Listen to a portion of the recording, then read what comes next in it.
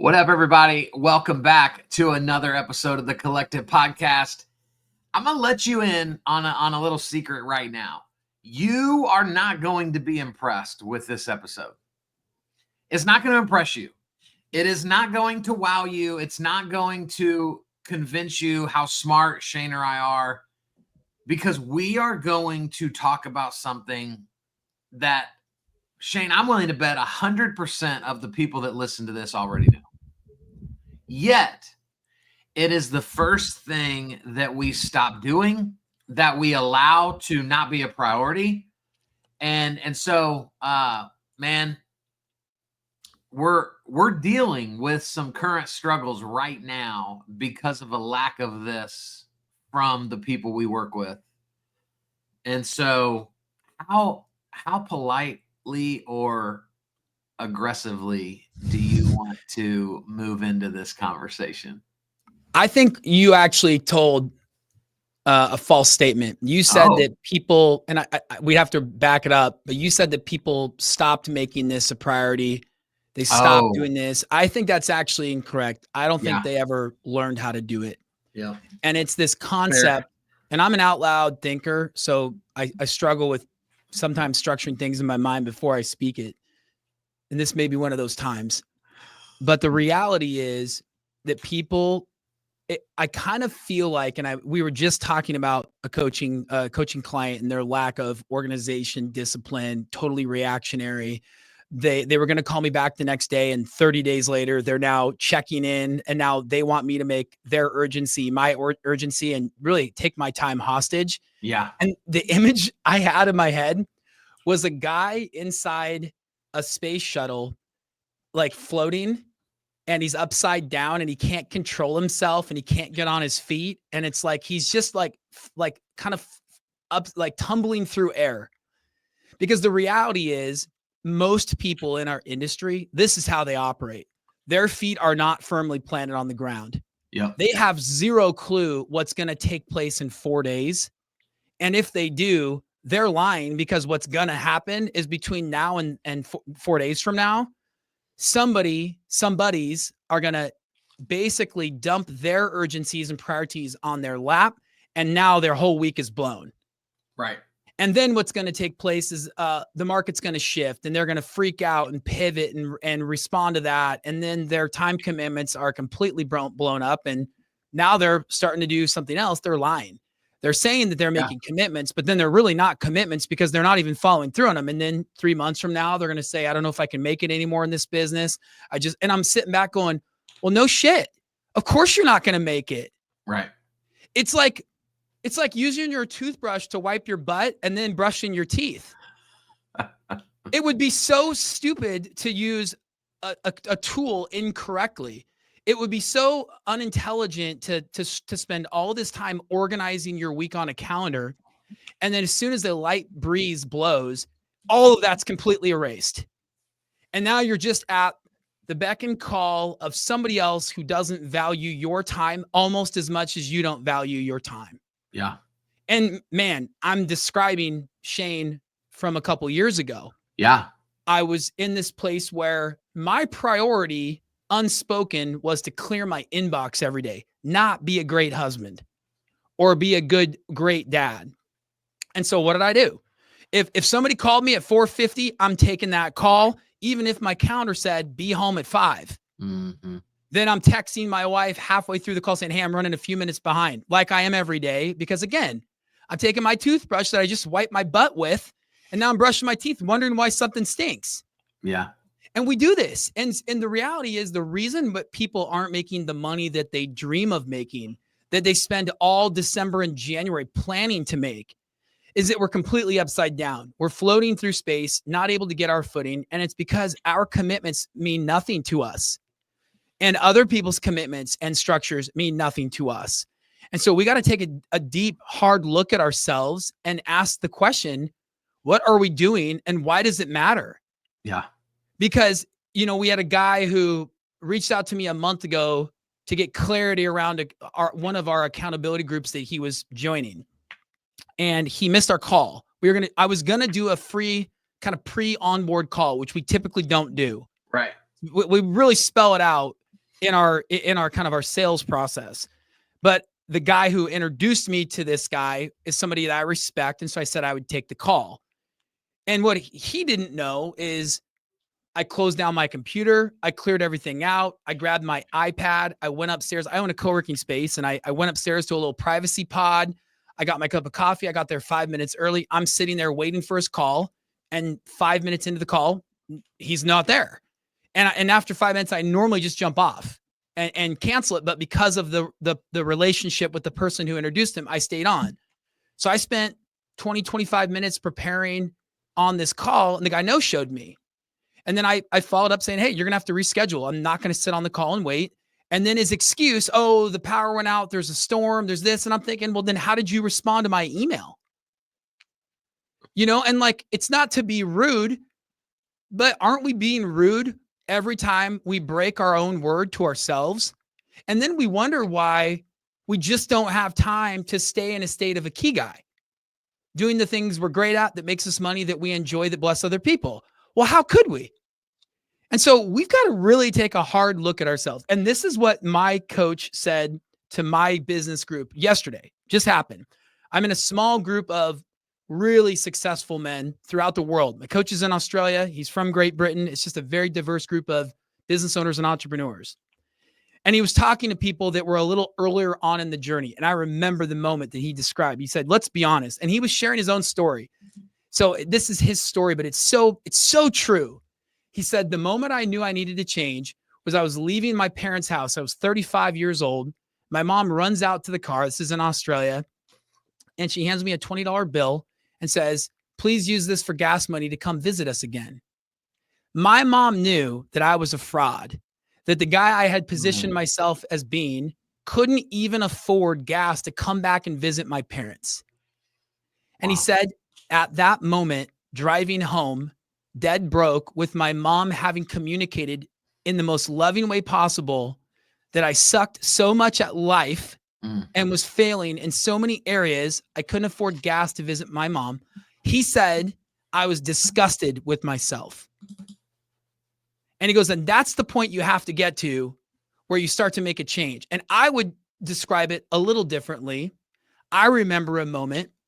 I was sitting in my bedroom by myself, and I was sitting there looking back at all of the broken commitments to my wife, to my daughter, more importantly, to myself. And it was a place of darkness. I was actually in tears because I was ashamed of myself. Mm-hmm. And if you don't have a visceral feeling of disgust or shame, or feel like you're in a dark place because you break your commitments and show up so poorly with yourself and others, you're not going to change. Yeah. And what's crazy is at the time that I got there, and like my coach, the difference was I wasn't dead broke. Now, I had more money in my bank account than I knew what to do with, owned everything with the exception of a dirt cheap mortgage, free and clear, was able to say to myself and my family, let's jump on a little private plane and go to the Florida Keys. Like, we could make life decisions that were on the surface unbelievable. And yet my wallet said that I was successful, but my heart and my mind knew that I wasn't. Because I was basically getting dragged around by my broken commitments all day, every day, and got to a place where I'm sitting on the edge of my bed by myself saying, what the hell am I doing? And so the reality is, if you're like I was, my coach was, first off, you got to drop the ego. If you can't even show up on time to a call, and the first feeling you have is one where you're scrambling to find an excuse to justify your own personal failure, you're losing. You've lost.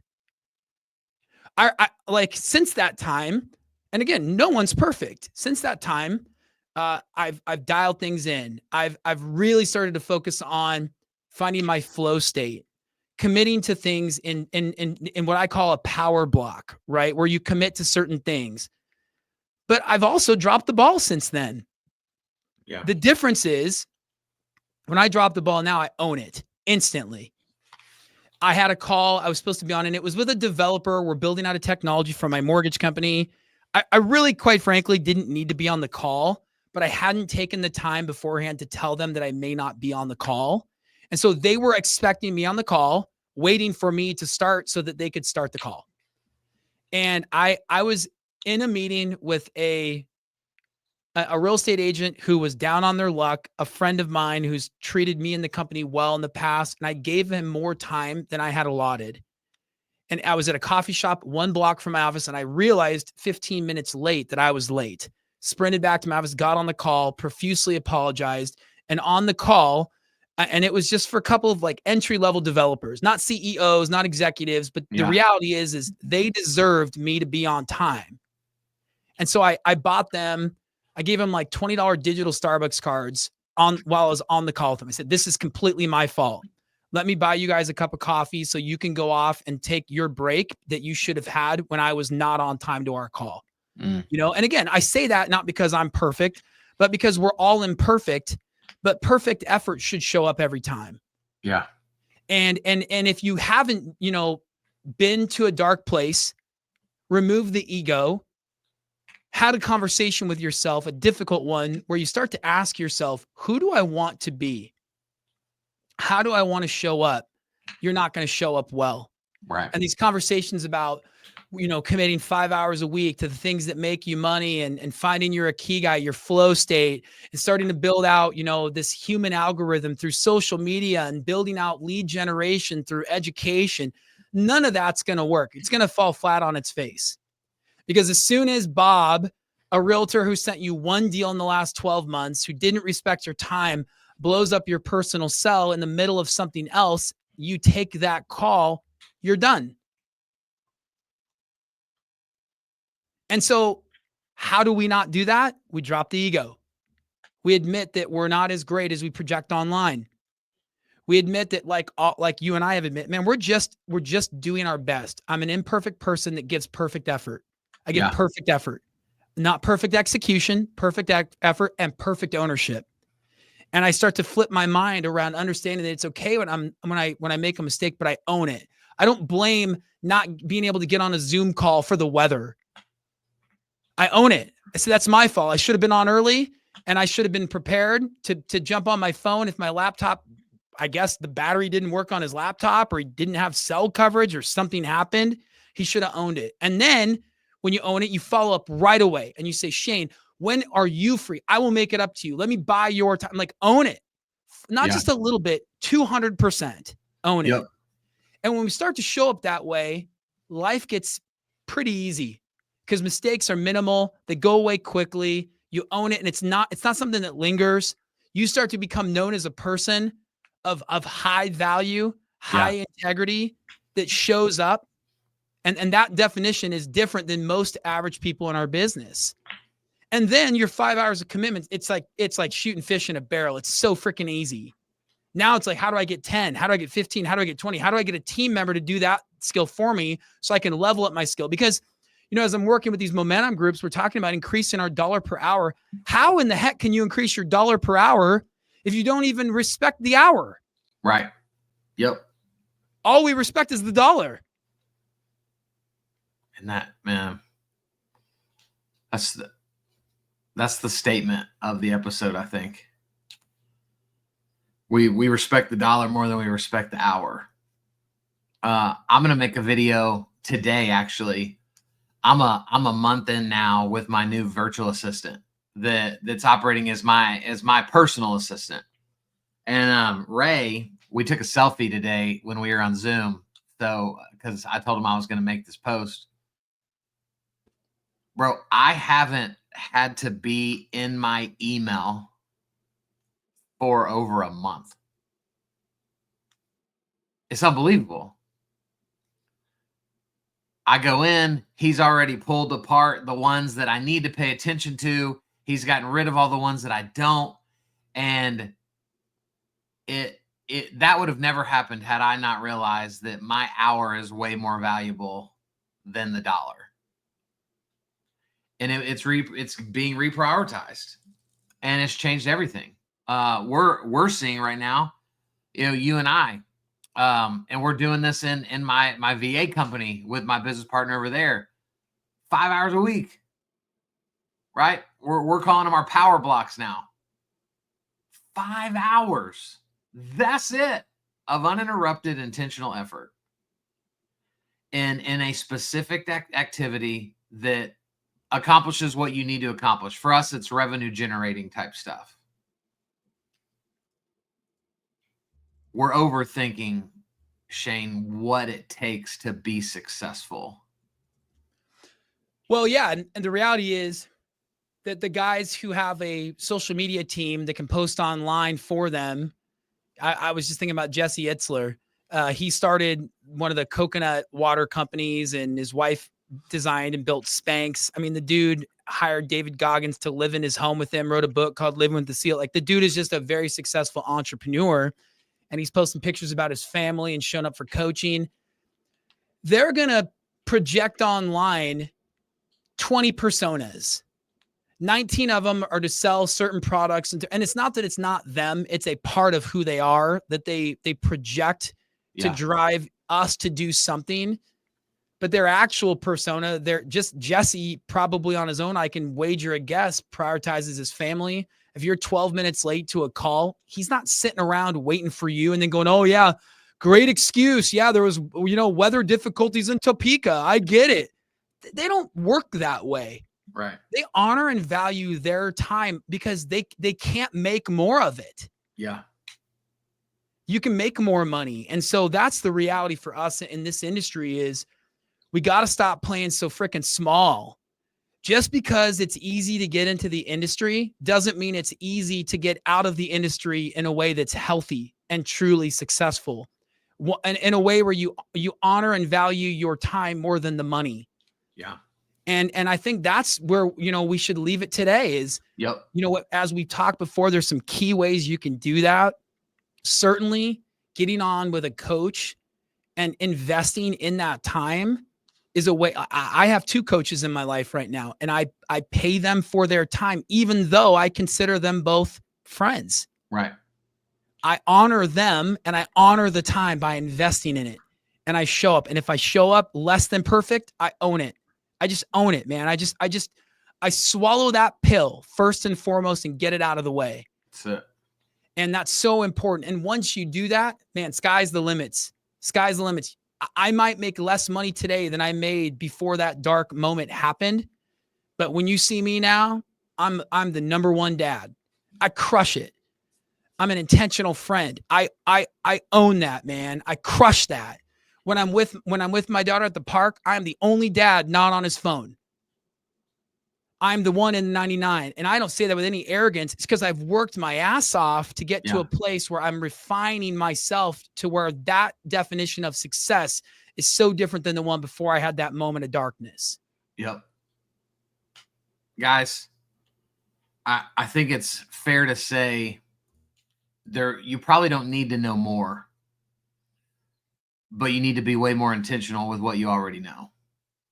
And there isn't anybody listening to this that isn't sacrificing something to accomplish what you're set out to accomplish. And there are better ways. And Shane, I want to end this with a question that I got the other day. Who is paying for you being the way that you are? Somebody asked me that the other day, and I thought, you are a jerk. You have ruined the rest of my day because now all I will think about is who's paying for me being half-hearted in a decision, for not showing up fully to a speaking engagement, to not going all in and being prepared.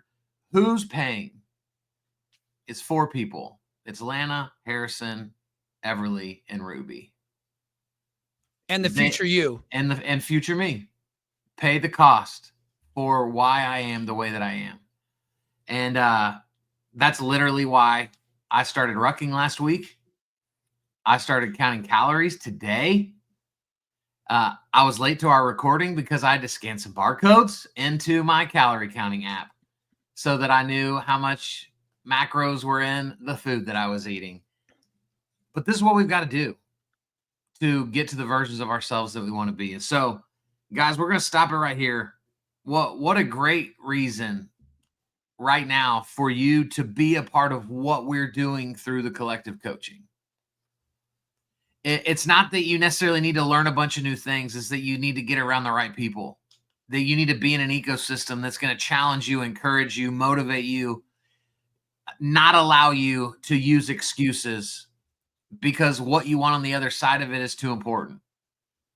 And so you can go to thecollectivecoaching.com. You can check out what we're doing, but we would love to see you in there. Ask us questions. We appreciate y'all listening. We'll see you on the next episode.